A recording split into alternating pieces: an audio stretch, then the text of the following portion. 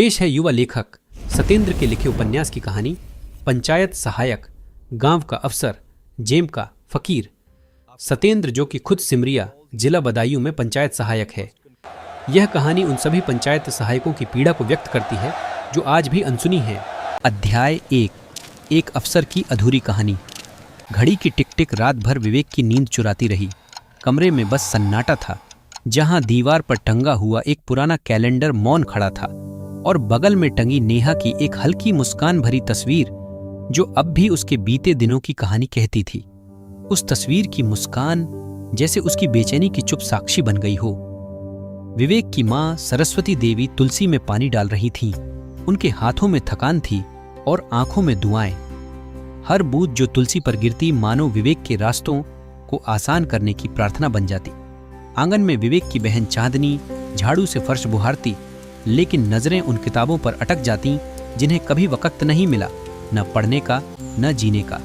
भीतर बैठा विवेक पूजा करता है, फिर मां के पैर छूता है और कोने से उठाता है अपना अफसराना बैग। एक पुराना ब्राउन सरकारी फाइल बैग जो अब उसकी पहचान बन चुका है। उस बैग में समाई होती है एक पूरी जिम्मेदारियों की दुनिया। सरकारी फॉर्म, कुछ जरूरी दस्तावेज, एक निजी डायरी और कुछ नीली लाल स्याही वाले कलम।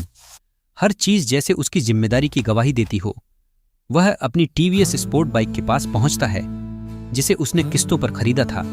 हर एक किस्त मानो कुर्बानी। रास्ते में 50 रुपए का पेट्रोल डलवाता है और मन में उठता है वही डर, कहीं रास्ते में बंद ना हो जाए। लेकिन फिर भी वो चल पड़ता है। कंधे पर टंगा सरकारी बैग, सीने में उम्मीदें और आंखों में वो सपना जिसे सिर्फ वही देखता है। यह कहानी अब शुरू हो चुकी है, एक अफसर की जिसकी पहचान सिर्फ उसके बैग में नहीं, जिम्मेदारी में है। अध्याय 2, अफसर सरकारी, बस नाम का। सूरज सिर पर चढ़ा आया था। जून की गर्म दोपहर, तपती सड़कें और उड़ती धूल। अफसर विवेक का चेहरा इन सब का मूक गवाह बना खड़ा था। उसने माथे का पसीना रुमाल से पोंछा और अपनी पुरानी टीवीएस स्पोर्ट को ब्लॉक परिसर के बाहर खड़ा कर दिया। कंधे पर टंगा था उसका बैग, वो बैग जो न पूरा उसका था और न पूरी तरह सरकारी, पर उसमें बंद थी उसकी पूरी दुनिया, कागजों की, सपनों की, जिम्मेदारियों की। लोहे का गेट धीमे से चरमराया। गार्ड ने घूर कर देखा और ताना मारा, अबे पंचायत सहायक है क्या तू? बड़ी देर कर दी आज। विवेक मुस्कुराया जैसे ऐसे तानों की आदत हो चुकी हो। सीढ़ियां चढ़ते हुए वो उसी सरकारी गन से टकराया। फाइलों की बासी खुशबू, धूल की परतें और थकी हुई दीवारें। एक ऐसा सिस्टम जो सालों से वहीं खड़ा था, जड़, बेजान और बोझिल। कमरे के भीतर सचिव रमेश दुबे मोबाइल में खोए हुए चाय के कुल्हड़ से घूंट भरते हुए बोले, आ गए महामहिम पंचायत सहायक। चलिए ये फाइलें ले जाइए गांव और सुनिए, अगले सप्ताह ग्राम सभा है। रिकॉर्ड पूरा तैयार रखना, प्रधान जी का नया प्लान भी टाइप करना है और एक वर्क ऑर्डर बनाना है। वो जो नाली बनी थी, विवेक ने धीरे से कहा, सर वो तो बनी ही नहीं। दुबे जी ने भौहें चढ़ाईं, बनी हो न बनी हो, पेपर पर तो बननी चाहिए। उसी पल दरवाजा धड़ाम से खुला। गुटखे की गंध के साथ प्रधान बलबीर सिंह कमरे में दाखिल हुआ। एक हाथ में मोबाइल, दूसरे में दबंग गई। विवेक, तू बहुत पढ़ा लिखा बनता है रे, ज्यादा ईमानदारी न झाड़ वरना किसी केस में फंसा दूंगा और नौकरी जाएगी सो अलग। पंचायत सहायक है, लगता है कोई मंत्री बन गया है। विवेक खामोश रहा। उसकी आंखों में एक सवाल धधक रहा था, क्या यही सरकारी नौकरी है जिसके लिए मैंने सब कुछ दांव पर लगा दिया? बैग धीरे धीरे भारी होने लगा था। उसने एक एक करके सभी फॉर्म निकाले। मनरेगा की लिस्ट, परिवार रजिस्टर, आयुष्मान कार्ड की रिपोर्ट।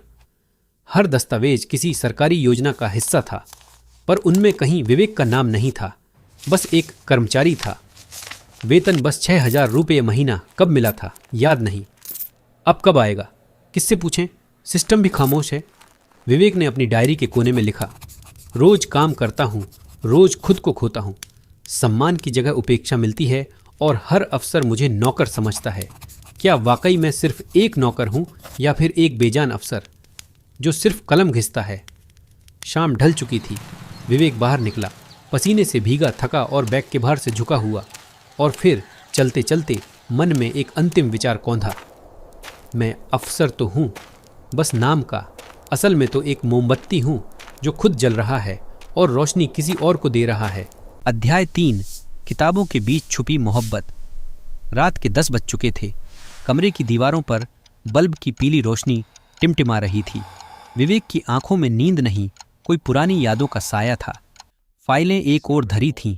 चुपचाप वो उठा, अलमारी खोली और वहां से एक बोसीदा डायरी निकाली। डायरी से पन्नों की खुशबू नहीं, बल्कि यादें निकल रही थीं। कक्षा 6 की पहली सुबह की यादें। विवेक के जहन में एक पुराना स्कूल उतरने लगा। घंटी बजी थी और उसी पल वो आई। नेहा। नेहा, वो लड़की जो ज्यादा बोलती नहीं थी, लेकिन उसकी मुस्कान में किताबों से ज्यादा ज्ञान था। सफेद यूनिफॉर्म, 2 छोटियां, आंखों में सादगी और आवाज में मिठास। विवेक हमेशा पीछे की बेंच पर बैठता था और नेहा सबसे आगे। जब भी टीचर सवाल पूछते, नेहा जवाब देती और विवेक उसे निहारता। हर जवाब पर थोड़ा और सीधा बैठने लगता। एक दिन नेहा ने पलटकर पूछा, तुम्हारे पास हिंदी की किताब है क्या? मेरी छूट गई घर पर। विवेक ने किताब आगे बढ़ा दी। थोड़ा सकुचाया, थोड़ा मुस्कुराया। वहीं से शुरू हुआ वो रिश्ता, बिना नाम का, बिना इजाजत के, पर हर रोज थोड़ा और गहरा होता गया। इंटरवेल में खाने के टिफिन शेयर होने लगे, निजी बातें साझा होने लगीं और अक्षरों के साथ साथ एक दूसरे के दिल भी पहचानने लगे थे। विद्यालय से लौटते वक्त अक्सर दोनों एक ही रास्ते से घर आते। नेहा कभी कभी कहती, जब तुम बड़े अफसर बन जाओगे तो मुझे भूल तो नहीं जाओगे ना? विवेक मुस्कुराता हुआ, तुम्हें भूल जाऊं तो अफसर बनने का क्या फायदा? लेकिन दुनिया को तो हमेशा कुछ और ही मंजूर होता है। नेहा के पिता स्कूल मास्टर थे, सीधे, सख्त और समाज के कायदे कानूनों के पक्के। लड़की की शादी करनी हो तो लड़का सरकारी अफसर ही होना चाहिए और अच्छी तनख्वाह वाला भी, जो थाट से रख सके मेरी फूल सी बेटी को। नेहा खामोश रहती, लेकिन उसकी आंखें हर दिन विवेक को पढ़ती थीं। उस संघर्ष को जो सिर्फ किताबों से नहीं, समाज और सिस्टम दोनों से लड़ रहा था। 12वीं के बाद नेहा को कोचिंग के लिए शहर भेज दिया गया। विवेक गांव में ही रहकर प्रतियोगी परीक्षाओं की तैयारी करता रहा। कभी कभार फोन पर बातें होती, कभी एसएमएस, कभी मिस्ड कॉल और कभी सिर्फ इंतजार। फिर एक दिन विवेक का सपना पूरा हुआ। वह पंचायत सहायक बन गया। खुशी खुशी उसने नेहा को फोन किया। फोन किसी और ने उठाया। नेहा के पिता, देखो बेटा, अब तुम दोनों की राहें अलग हैं। पंचायत सहायक कोई नौकरी थोड़े ही है, ये तो बस वक्त काटने का बहाना है। विवेक चुप रहा, कुछ कहने की हिम्मत नहीं हुई। उसने नेहा को आखिरी मैसेज भेजा, नेहा, मैंने तुम्हारे लिए ये नौकरी पाई, पर शायद ये तुम्हारे लायक नहीं है। मैं चाहता हूं कि तुम्हें वो सब मिले जो मैं नहीं दे पाऊंगा। मेरी मोहब्बत सच्ची है, लेकिन शायद काफी नहीं। उस रात डायरी के एक पन्ने में नेहा का नाम फिर से दर्ज हुआ। किताबों के बीच, यादों के कोनों में उसकी एक तस्वीर वो अब भी रखे हुए है, उन्हीं पन्नों के बीच जहां वो जिंदगी का मतलब खोजता है। नेहा उसकी मोहब्बत थी, जो उसके पास थी, पर उसकी कभी नहीं हो सकी। अध्याय 4, पंचायत सहायक की जिम्मेदारियां। सुबह के 7 बज चुके थे। घड़ी की टिक टिक जैसे विवेक के भीतर चल रही थी। हर एक पल यही दोहरा रहा था, इस महीने भी पैसे नहीं बचे। चाय के डिब्बे में रखे 120 रुपए, बिजली का बिल टेबल पर पड़ा हुआ और माँ के दवा की पर्ची, जो माँ ने तकिए के नीचे दबा रखी थी, जैसे बीमारी को कुछ दिनों के लिए चुप बैठने का आदेश दे दिया गया हो। उस छोटे से घर की दीवारें मिट्टी की थीं, छत टीन की, और आंगन में तुलसी का पौधा हवा में लहराता हुआ, जैसे अब भी उम्मीद बची हो। सरस्वती देवी, गठिया और मधुमेह से पीड़ित माँ, फिर भी सुबह सुबह रसोई में खड़ी थीं। बेटा, दवा खत्म हो गई है, पर तू चिंता मत कर, आज काढ़ा ही पी लूंगी। चांदनी, विवेक की छोटी बहन, सिर झुकाए बोली, भैया, मेरी सहेली की अगले महीने शादी है, बाजार से मेरे लिए नई चूड़ियां ला देना। घर की सारी जिम्मेदारी विवेक के कंधों पर ही तो थी। विवेक की जेब में सिर्फ 120 रुपए थे। उसने कुछ नहीं कहा। सरकारी कागजों में विवेक एक कर्मचारी था, लेकिन उसके बैंक खाते में महीनों से कोई पैसा नहीं आया था। हर बार सचिव रमेश दुबे यही कहते, मानदेय फंसा है, ऑर्डर आएगा तो मिलेगा, वित्त विभाग में फाइल अटकी है, और विवेक वहीं झूठ घर लौटकर दोहराता। जिम्मेदारियां कई थीं और जो उसे थकने नहीं देती थी। माँ की दवा 750 रुपए हर महीने, बहन की पढ़ाई, जो अब सिर्फ एक सपना रह गई थी, बिजली का बिल 310 रुपए, मोबाइल रिचार्ज ताकि सरकारी कॉल मिस न हो, पेट्रोल जैसे विवेक की इज्जत और मोटरसाइकिल दोनों की एक ही टंकी में सांसें चल रही थीं। कभी कभी लगता है ये नौकरी नहीं, किसी की मजबूरी निभा रहा हूं मैं। उसने यही सोचा और चुपचाप निकल पड़ा। शाम को माँ ने धीरे से कहा, बेटा अब चांदनी की शादी के लिए रिश्ते देखने चाहिए। विवेक ने सिर झुका लिया। माँ अभी वक्त नहीं है। लेकिन किस वक्त का इंतजार कर रहा था विवेक? वो वक्त जब उसके पास इज्जत होगी, जेब में तनख्वाह होगी, या जब उसका दर्द सरकार की दीवारों से टकराकर वापस न लौटे। गांव के लोग कहते, सरकारी नौकरी वाला बेटा है सरस्वती का, फिर भी घर में चूल्हा ठंडा है। मोटरसाइकिल है फिर भी बहन के लिए चूड़ी नहीं ला सका। लेकिन कोई नहीं जानता था वो मोटरसाइकिल भी किस्तों पर थी और पेट्रोल 50 रुपए से ज्यादा का कभी डलवाया नहीं गया। स्कूल के दिनों में कभी जिन दोस्तों के साथ बैठकर सपने देखता था, अब वो कॉल भी नहीं उठाते। एक बार एक दोस्त ने कहा था, विवेक तू कहीं पैसे उधार मांगने न लग जाए, इसीलिए बात नहीं करता। उस रात विवेक माँ की दवा लेने शहर नहीं गया, बस बहन के लिए एक सस्ती चूड़ियों का सेट खरीद लाया। घर लौटा तो माँ मुस्कुरा दी, बेटा तू हमेशा कुछ न कुछ कर ही लेता है। फिर देर रात जब सब सो चुके थे, विवेक की नींद मानो कोसों दूर हो, वह मन ही मन सोचता कि वह गांव का सरकारी अफसर है पर जेब का फकीर। विवेक रोज लड़ता है रोटी से, दुनिया से और खुद की नजरों से। अध्याय 5 अधिकारों की चाह, सम्मान की प्यास। सुबह के 9 बज चुके थे। विवेक ने सफेद कमीज पर हल्का सा इस्त्री फेरकर अपना बैग उठाया, जिसमें गांव की बीते 6 महीने की मनरेगा, आवास योजना, शौचालय, जन्म मृत्यु प्रमाण पत्र और वृद्धावस्था पेंशन की फाइलें ठूंसी पड़ी थीं। आज फिर ब्लॉक ऑफिस जाना है। सचिव जी ने सुबह सुबह ही कॉल कर दी है। दोपहर की चिलचिलाती धूप में टीवीएस स्पोर्ट की पुरानी मोटरसाइकिल स्टार्ट करते हुए विवेक के चेहरे पर अफसर जैसी गंभीरता थी और एक मजदूर जैसा पसीना। ब्लॉक ऑफिस में भीड़ थी। ग्राम प्रधान, सचिव, एडीओ, बीडीओ साहब और उनके बाबू, सबकी एक दूसरे से पहचान थी, परिचय था। सिर्फ विवेक को कोई नहीं जानता। न कोई कुर्सी मिली, न एक गिलास पानी। वह अपने कागज सौंपकर घंटों लाइन में खड़ा रहा, क्योंकि वह पंचायत सहायक था, सबसे नीचे, सबसे अदृश्य। सचिव रमेश दुबे ने तीखे स्वर में कहा, विवेक अगर ब्लॉक का कोई भी कार्य पेंडिंग रहा तो तेरे ही खिलाफ नोटिस आ जाएगा। आज आवास की तीसरी किस्त भी फीड करनी है, और हाँ, एसडीएम साहब के दौरे की तैयारी भी। विवेक बस सिर हिलाता रहा, जैसे अफसर नहीं कोई मजदूर हो, पर मजबूरी थी इसलिए चुप रहा। एक कंप्यूटर पर 100 काम थे उसके हिस्से, शौचालय निर्माण की ऑनलाइन फीडिंग, मनरेगा के मजदूरों की उपस्थिति, प्रधान और सचिव के यात्रा भत्ते की फाइलें, पास हुए आवासों की सूची, जनसेवा केंद्र का संचालन, मतदाता सूची में नए नाम जोड़ना, ग्राम सभा का वीडियो बनाकर अपलोड करना व बीडीओ साहब की रिपोर्टिंग। और बदले में न तनख्वाह, न नौकरी के स्थायित्व की कोई गारंटी, बस एक संविदा कर्मचारी।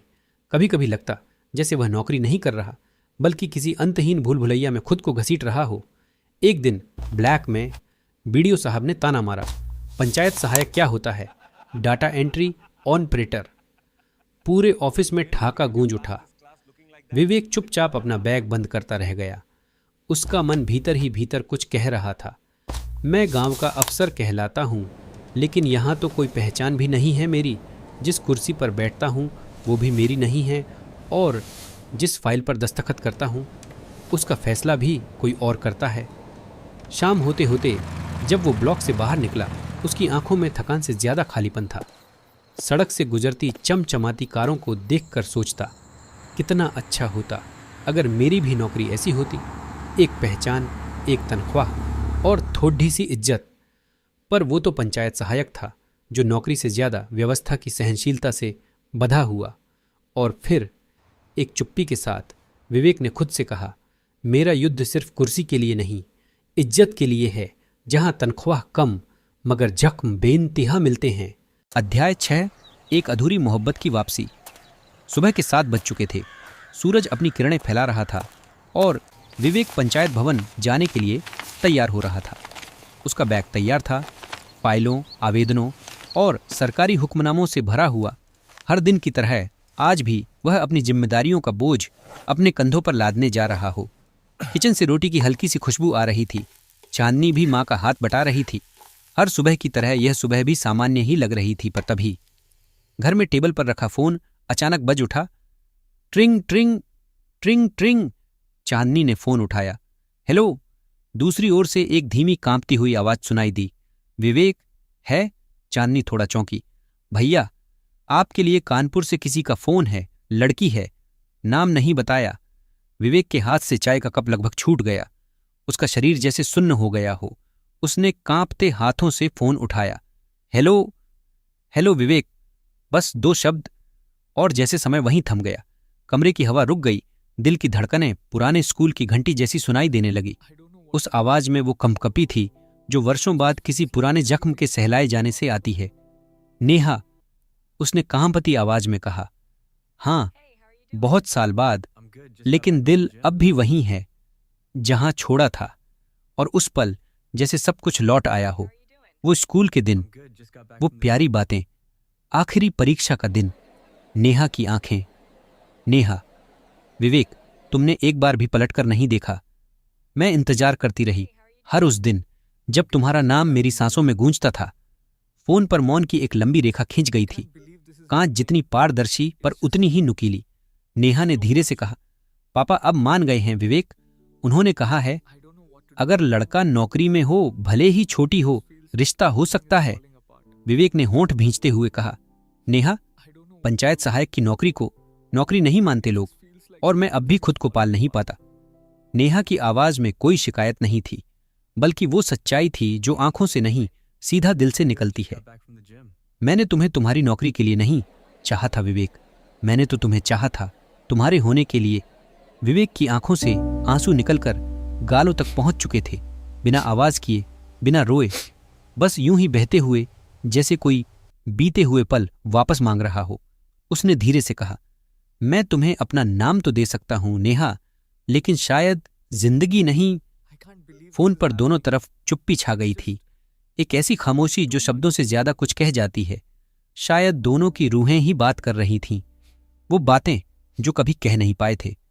फोन कटने से ठीक पहले नेहा ने कहा, मैं तुम्हें फिर से कॉल करूंगी, उसी नंबर पर जिस पर तुमने आखिरी बार बाय कहा था। विवेक की आवाज जैसे किसी पुराने बक्से में रखे खत जैसी फड़फड़ाई। मैं इंतजार करूंगा, मैं आज भी वहीं हूं नेहा, वक्त के पीछे, बस तुम्हारी आवाज के इंतजार में। फोन कट गया। विवेक की नजर सामने दीवार पर टंगी उसी पुरानी तस्वीर पर पड़ी।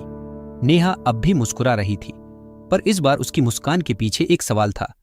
क्या मोहब्बत सिर्फ चुप रहने से पूरी हो जाती है? वो तस्वीर अब फ्रेम में नहीं थी, वो आंखों के अंदर उतर आई थी और शायद वहीं रह गई थी, हमेशा के लिए। नेहा की कॉल कोई संयोग नहीं थी, वो मोहब्बत की आखिरी दस्तक थी, जिसे विवेक अब भी दरवाजे तक जाकर खोल नहीं पा रहा था। अध्याय 7। सीधे रास्ते की सबसे बड़ी सजा। रात के 7 बजे थे। ब्लॉक परिसर में बने छोटे से कमरे में वहीं एक पुरानी टूटी सी घूमने वाली कुर्सी पर बलबीर सिंह बैठा था। हाथ में सिगरेट, चेहरे पर शिकन और मन में भय। उसके सामने खड़े थे सचिव रमेश दुबे। अब बहुत हो गया यह विवेक की ईमानदारी का नाटक।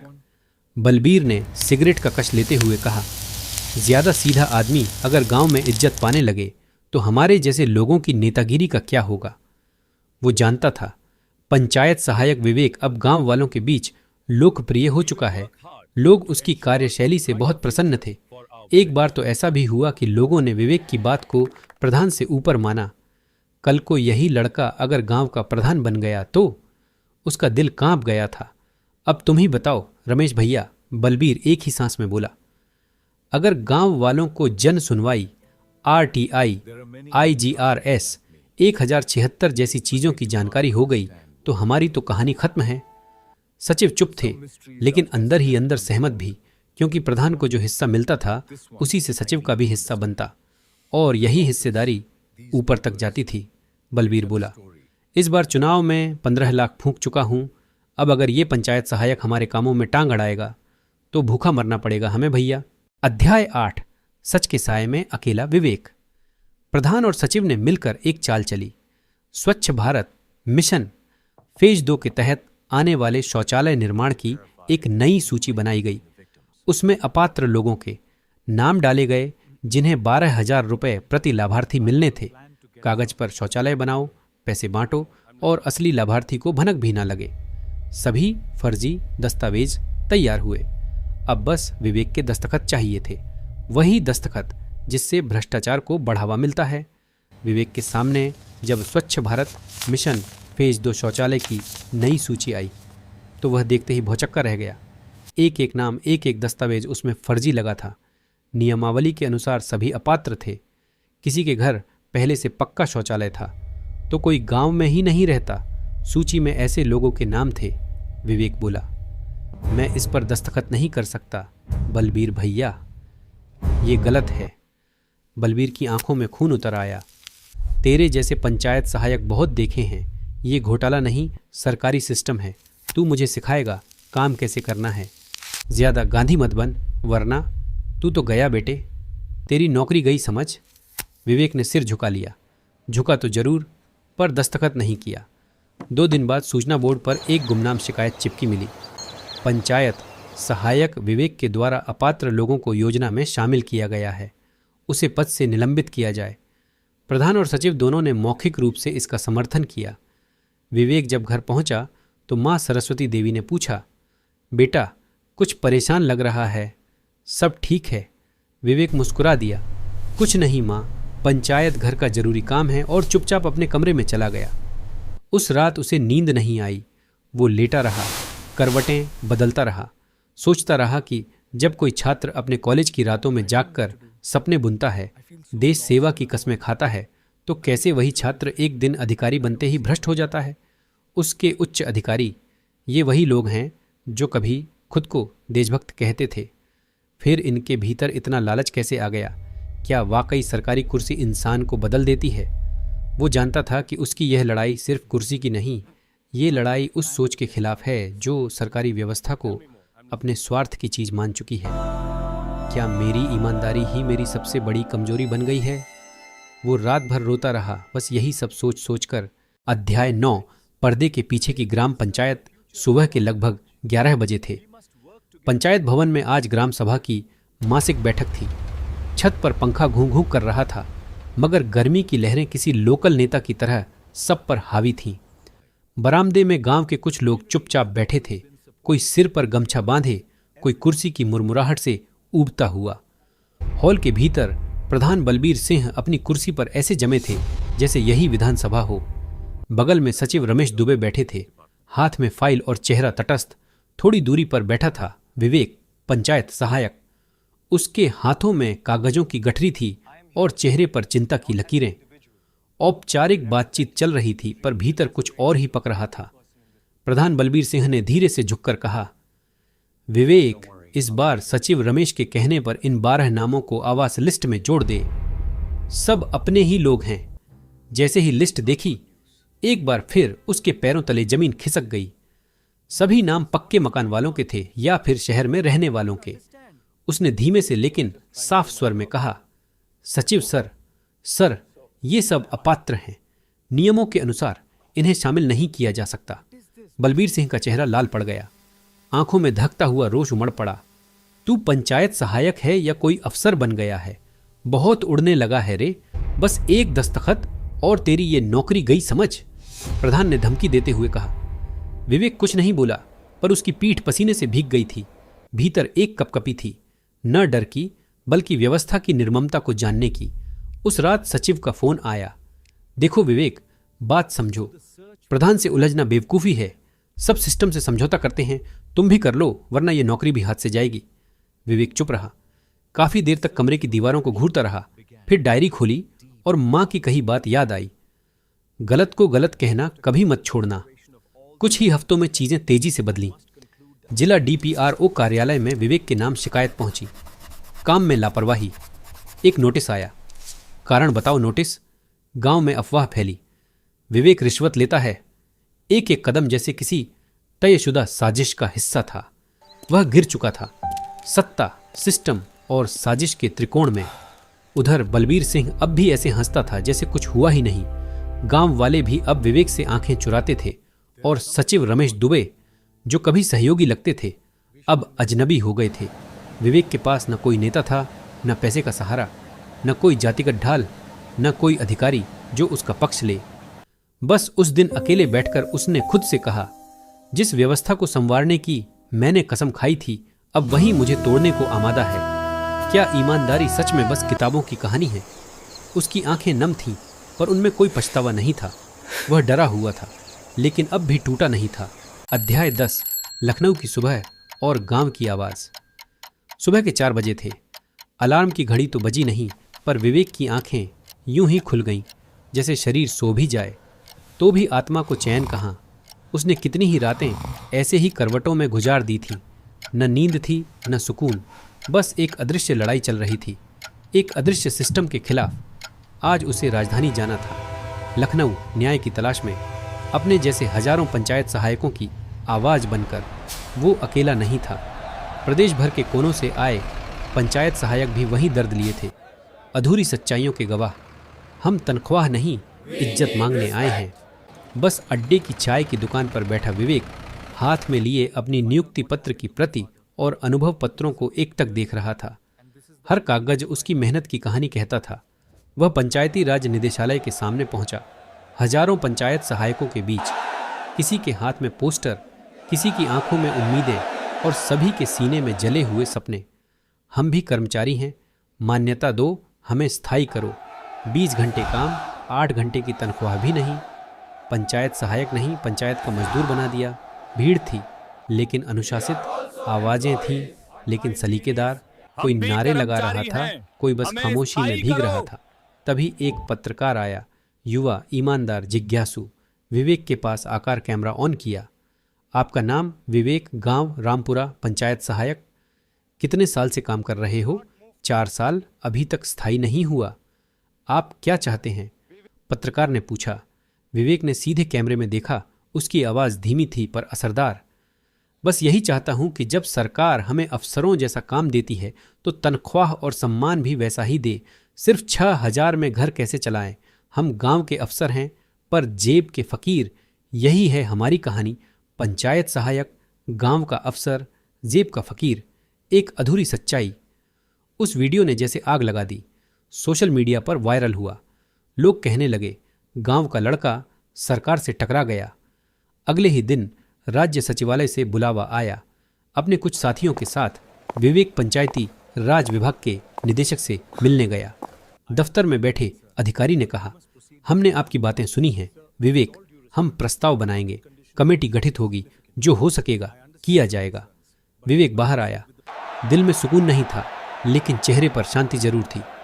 शायद बात पहुंची है, शायद नहीं, लेकिन आज हमने एक शुरुआत की है और यही सबसे बड़ी जीत है। गांव लौटते वक्त बस की खिड़की से बाहर झांकते हुए उसने मोबाइल में नेहा का मैसेज पढ़ा। मुझे माफ करना विवेक, मुझे तुम पर हमेशा गर्व था। तुम नहीं बदले क्योंकि तुम झुके नहीं। विवेक की बहन चांदनी बस अड्डे पर विवेक को लेने आई। भैया, आज माँ बहुत खुश है। टीवी पर तुम्हारी फोटो आ रही थी, सब कह रहे थे, देखो गांव का लड़का कितना बड़ा हो गया। विवेक मुस्कुराया नहीं, बस आंखें थोड़ी भर आईं। घर आया और कमरे में पहुंचा तो देखा दीवार पर अब भी वही पुराना कैलेंडर टंगा था, पर तारीख बदल चुकी थी। एक नया दिन, एक नई शुरुआत। वो बैग अब भी कंधे पर था, लेकिन आज वो बोझ नहीं लग रहा था, जैसे सालों की मेहनत ने आज उसे कुछ और बना दिया हो। एक आंदोलन का चेहरा, एक उम्मीद का नाम। वह अधूरी सच्चाई अब आंदोलन का रूप ले चुकी थी। अपनी डायरी के आखिरी पन्ने पर विवेक ने लिखा, जिसने गांव के लिए कलम चलाई, आज उसकी आवाज राजधानी तक पहुंची। तनख्वाह भले न बड़ी हो, पर समाज की नज़र में अब पंचायत सहायक सिर्फ नाम नहीं, सम्मान है।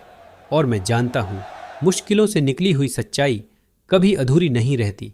धीरे धीरे ही सही, समाज को उसे स्वीकारना ही पड़ता है। साथियों, यह उपन्यास पंचायत सहायकों की असली पीड़ा की आवाज है। इसे ज्यादा से ज्यादा शेयर करें ताकि समाज और सरकार दोनों के कानों तक पंचायत सहायकों की आवाज पहुंचे। और हमें विश्वास है कि भारत सरकार जल्द ही पंचायत सहायकों के हित में कोई सकारात्मक कदम उठाएगी। इस ऐतिहासिक रचना को रचने के लिए हम उन्हें एक बार पुनः दिल से आभार व्यक्त करते हैं। धन्यवाद। युवा लेखक सत्येंद्र जी सिमरिया, जिला बदायूं, उत्तर प्रदेश।